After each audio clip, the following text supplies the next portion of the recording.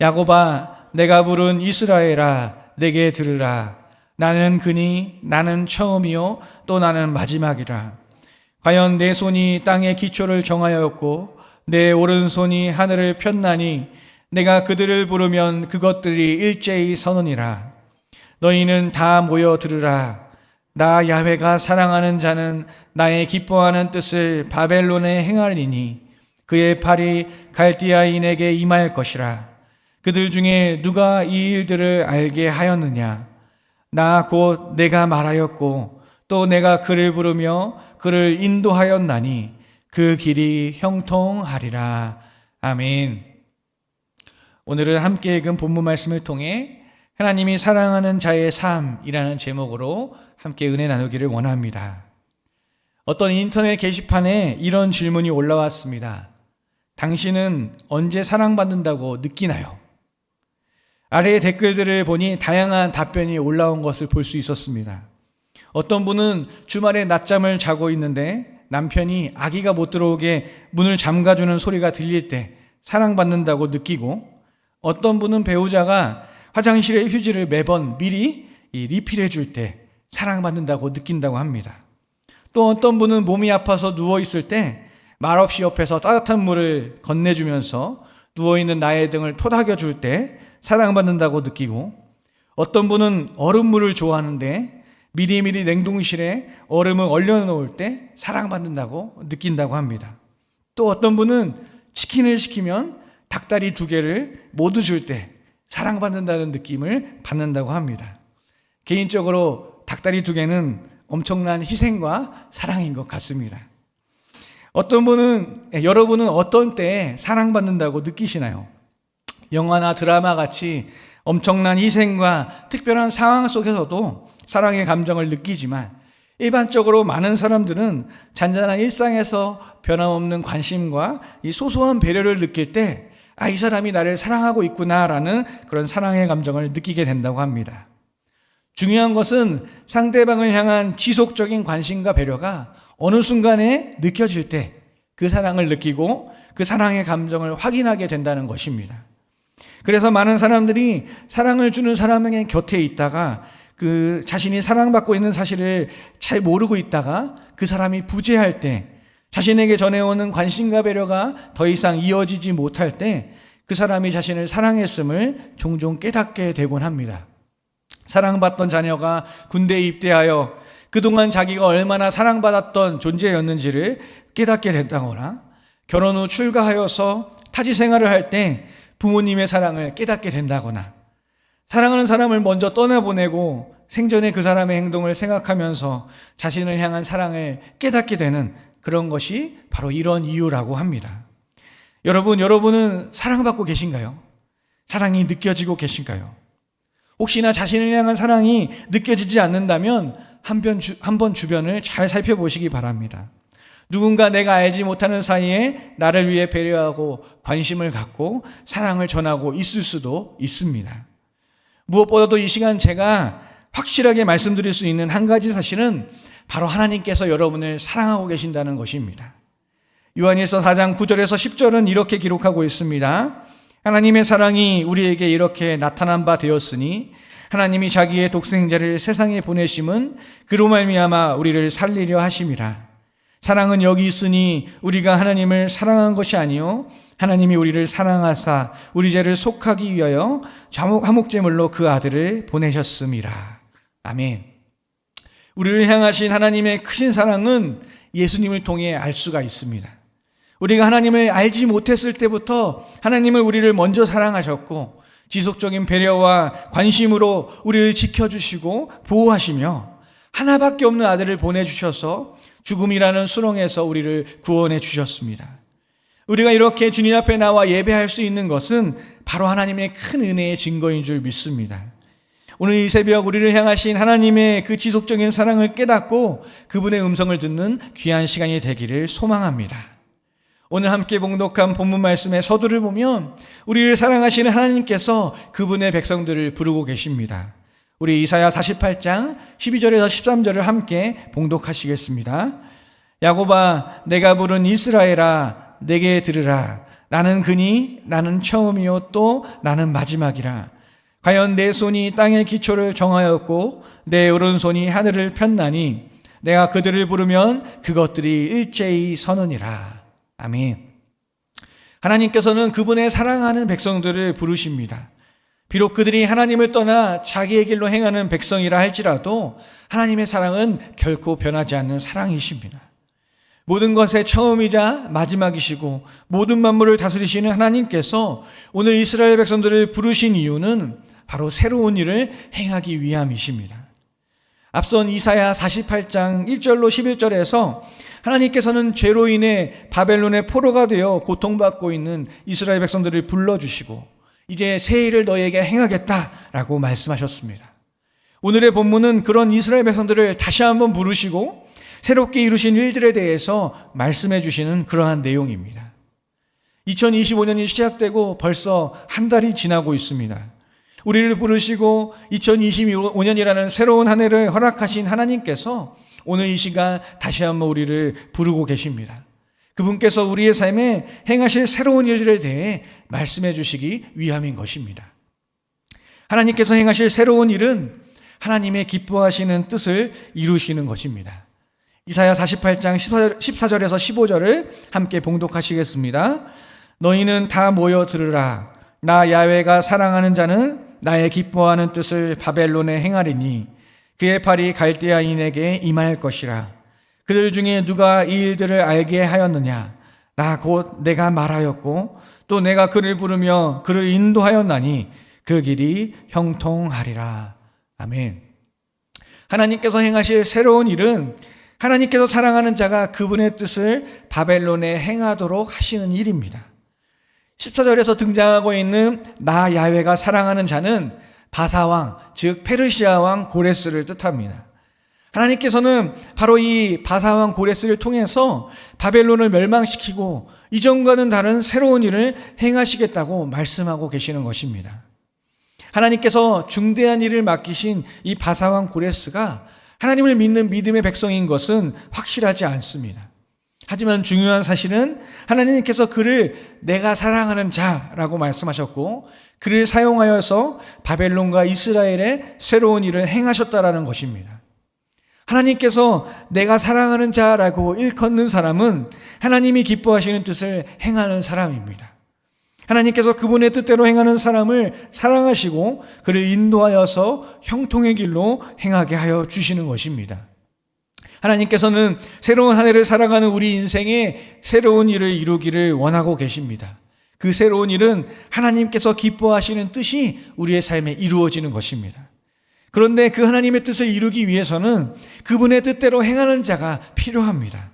바로 하나님의 뜻대로 행하는 하나님께서 사랑하는 자가 필요한 것입니다. 사랑하는 성도 여러분, 하나님이 기뻐하시는 뜻대로 행하는 자가 되시기를 바랍니다. 하나님이 기뻐하시는 뜻대로 행하는 삶은 하나님의 사랑 안에 거하는 삶이고 그분의 인도함을 받는 삶입니다. 그분의 사랑 안에서 그분의 인도함 가운데 거하는 삶은 어떠한 상황과 환경에서도 요동하지 않을 수 있는 형통의 길을 걸어가는 삶이 되는 것입니다. 하나님의 사랑 안에서 그분의 기뻐하시는 뜻대로 행하며 형통의 삶을 살아가시기를 축복합니다. 그래서 이 한 해의 마지막에 하나님께서 우리의 삶에 행하신 놀라운 일들로 인해 풍성한 감사가 넘치시는 그러한 한 해가 되시기를 축복합니다. 그런데 우리가 하나님의 뜻대로 하나님께서 사랑하는 자의 삶을 살아가는 것은 사실 쉽지가 않습니다. 작심삼일이라는 말이 있듯이 우리가 스스로 계획한 일들도 사실 계속해서 이어가기가 쉽지 않습니다. 연말 연초가 되면 다이어트 식품 판매점, 헬스장, 영어 학원들이 특수를 누리는 이유가 바로 이 작심삼일 때문이라고 합니다. 하나님께서는 그런 우리의 상황을 아시고 미리 특별한 계획을 세워주셨습니다. 우리 계속해서 이사야 48장 16절 말씀을 함께 봉독하시겠습니다. 너희는 내게 가까이 나와 이것을 들으라. 내가 처음부터 비밀히 말하지 아니하였나니 그것이 있을 때부터 내가 거기에 있었노라 하셨느니라. 이제는 주 야훼께서 나와 그의 영을 보내셨느니라. 아멘. 이사야 48장 16절은 사실 신학적으로 난해한 구절이라고 합니다. 그것은 여기서 이야기하는 말씀의 주체가 누구인지 명확하게 나타나 있지 않기 때문입니다. 그래서 신학자들은 이 구절의 주체가 누구인지에 대해 세 가지 견해를 이야기하고 있습니다. 첫 번째는 이사야 전체의 주체를 선지자 이사야로 보는 견해입니다. 두 번째는 16절의 상반절은 하나님이 말씀하시고 하반절은 이사야가 이야기하고 있다라는 견해이고, 세 번째는 상반절은 하나님께서 말씀하시고 하반절은 메시아가 이야기하고 있다라고 보는 견해입니다. 하지만 16절 전체를 이사야가 이야기하고 있다라고 하는 이 첫 번째 견해는 16절에서 그것이 있을 때부터 내가 거기 있었노라 라고 하는 말에서 이 그것이 바사왕 고레스가 이 이스라엘을 구원하는 이 바벨론의 멸망과 관련된 일을 행하는 것을 의미하는데, 선지자 이사야가 활동한 시대는 이스라엘이 바벨론의 포로가 되기 이전의 시대였습니다. 그랬는데 그것이 있을 때 내가, 즉 이사야가 거기 있었다라고 하는 말은 결코 이 설득력 있는 말이 아니라고 볼 수 있을 것입니다. 신학자들 사이에 많은 분들이 지지하는 견해는 그래서 이 두 번째 견해인 16절 상반절은 하나님이 말씀하시고 하반절은 이사야가 이야기하고 있다라는 견해입니다. 즉 상반절은 하나님께서 말씀하고 계시다가 하반절이 되어서 하나님께서 이사야를 통해 계속해서 말씀하고 계신다라는 견해인 것입니다. 그런데 이 견해는 이후 49장부터 등장하고 있는 이 나라는 이야기의 주체가 선지자가 되기에는 너무도 큰 스케일이고 하나님께서 행하실 새 일을 사람인 이사야가 감당하기에는 맞지 않으며, 16절 마지막 부분에 야훼께서 이제 나와 성령을 보내셨다라는 부분에서 선지자 이사야보다는 오히려 메시아와 성령의 사역을 의미하는 것이 더 적합하기 때문에 이 두 번째 견해도 설득력이 떨어진다고 볼 수 있을 것입니다. 그렇다면 우리가 가장 적합한 견해라고 생각할 수 있는 것은 16절 상반절은 하나님께서 말씀하시고 하반절은 메시아가 이야기하고 있다라고 보는 견해라고 할 수 있을 것입니다. 하나님께서는 우리가 하나님의 뜻대로 하나님께서 사랑하시는 자로 살아가는 것이 쉽지 않음을 아시고 특별한 계획을 세우셨습니다. 그것은 우리에게 메시아이신 예수님과 하나님의 영이신 성령님을 보내주신 것입니다. 태초부터 하나님과 함께 계셨고 하나님께서 바사왕 고레스를 통해 이스라엘을 구원하실 때에도 그곳에 함께 하셨던 이 메시아이신 예수 그리스도와 하나님의 영이신 성령님께서는 이제 하나님께서 행하실 새 일을 이루시기 위해 보내심을 받았습니다. 예수님과 성령님은 하나님의 뜻대로 행하시며 하나님께서 사랑하시는 자와 함께 하시어서 그들로 하여금 계속해서 하나님의 뜻 가운데 머물며 하나님께서 사랑하시는 자의 삶을 살아갈 수 있도록 도와주고 계십니다. 예수님께서는 하나님을 직접 체험하지 못한 자들을 위해 자신의 삶을 통해 하나님을 직접 몸소 보여주셨습니다. 그래서 예수님의 발자취를 따라가기만 하면 우리는 하나님께서 기뻐하시는 길을 걸어갈 수 있게 되는 것입니다. 또한 성령님께서는 우리 안에 거하시며 우리가 예수님께서 하신 말씀을 기억하게 하시고 하나님의 뜻을 따라 살아갈 수 있도록 우리를 도와주십니다. 또한 우리가 알지 못하는 것들까지도 함께 중보해 주시고 하나님의 귀한 사명을 감당할 수 있는 힘과 능력을 우리에게 허락해 주시는 것입니다. 하나님의 놀라운 계획은 예수님을 통해 성취되었고 이제 성령님을 통해 우리 안에 거하시며 우리를 인도해 주고 계시고 있는 것입니다. 이사야 48장 16절 이후에 나오는 말씀은 하나님께서 기뻐하시는 뜻대로 행하는 자의 삶이 어떠한 삶이 되시는지를 알려주고 계십니다. 그것은 하나님께서 기뻐하시는 뜻대로 행하는 삶이 평강이 강과 같고 공의가 바다 물결 같으며 자손이 모래와 같이 많고 끊어지지 않게 된다라고 하는 것입니다. 사랑하는 성도 여러분, 오늘 이 새벽 우리는 하나님의 부르심에 화답하여 이곳에 나왔습니다. 하나님께서는 그분의 부르심에 따라 나온 우리의 인생에 새 일을 행하시기를 원하십니다. 그 일은 우리를 구원하시고 우리의 삶을 평강이 넘치고 복된 길로 행하게 하시려는 하나님의 계획입니다. 그 일을 이루기 위해서는 하나님께서 사랑하시는 자, 그분의 뜻대로 행하는 자가 필요합니다. 이곳에 계신 여러분들이 바로 그 하나님께서 사랑하시는 하나님의 뜻대로 행하는 복된 성도님이 되시기를 축복합니다. 우리가 하나님의 뜻대로 행하기를 원한다면 지금도 살아계시며 역사하시는 예수님과 성령님께서 우리의 삶에 임하시고 우리를 도와주실 것입니다. 이제 명절이 지나고 얼마 후면 2월이 다가옵니다.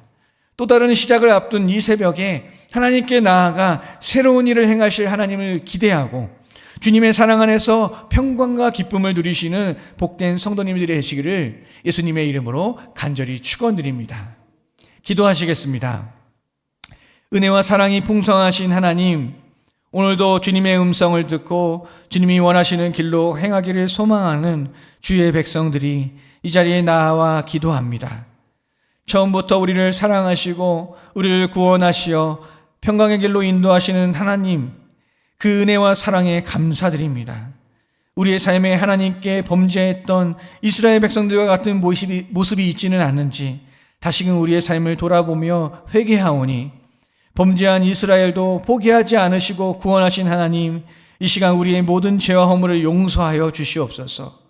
예수님의 보혈로 깨끗하게 씻어주시고 다시금 하나님의 뜻을 따라 하나님께서 기뻐하시는 삶을 살아가게 하여 주시옵소서.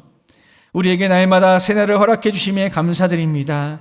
오늘 이 하루도 하나님께서 허락하신 귀한 날임을 기억하며 하나님께서 기뻐하시는 뜻대로 행하며 평강의 길, 복된 길로 나아가는 우리 모두가 되게 하여 주시옵소서. 그러므로 이 시간 성령님을 의지합니다. 우리의 노력으로, 우리의 힘으로 할 수 없음을 인정합니다. 성령님, 우리의 삶에 충만하게 임하여 주셔서 예수님의 말씀을 따라 하나님께서 기뻐하시는 길로 행하게 하여 주시옵소서. 말씀 안에서 좌로나 우로나 치우치지 않는 믿음의 삶이 되게 하여 주시옵소서. 오늘은 민속의 대명절인 설입니다. 다시금 우리의 삶에 새로운 한 해를 허락하신 하나님께 감사하고 오랜만에 만나는 가족과 친구들에게 복음이 전파되어 구원의 역사가 일어나는 은혜의 시간이 되게 하여 주시옵소서. 주신 은혜에 감사하여 예물 드린 손길이 있습니다. 주의 나라와 영광을 위해 귀하게 쓰임받는 예물이 되게 하시고 드린 손길마다 축복하시어 30배, 60배, 100배의 복을 받아 하나님의 나라를 위해 더욱 귀하게 쓰임받는 축복의 통로가 되게 하여 주시옵소서. 언제나 우리와 함께 하시고 인도해 주시니 감사드립니다. 날마다 주님의 기쁨이 되는 우리의 삶이 되게 하여 주시옵소서.